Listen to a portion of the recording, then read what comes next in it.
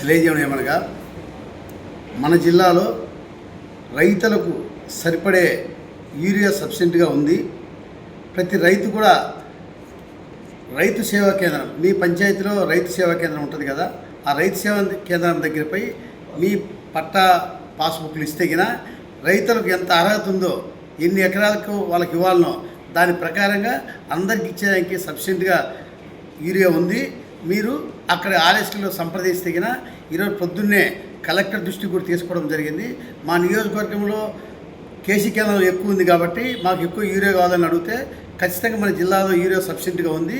మీరు ఆర్ఎస్కే ద్వారా మాకు ఇంటింటి పంపండి. జేడీ గారు కూడా ఇన్స్ట్రక్షన్ ఇస్తాను. జేడీతో మీరు మాట్లాడితే ఖచ్చితంగా మీకు యూరియా సప్లై చేస్తామని చెప్పారు.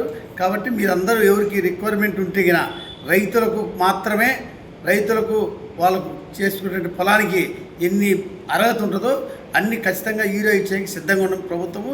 మీరు ఇంటిమేషన్ ఇవ్వండి ఆర్ఎస్కే ద్వారా, జేడీ గారికి ఇంటిమేషన్ ఇస్తే జేడీ ఇమీడియట్గా సప్లై చేస్తారని చెప్పి నేను తెలియజేసుకుంటున్నాను.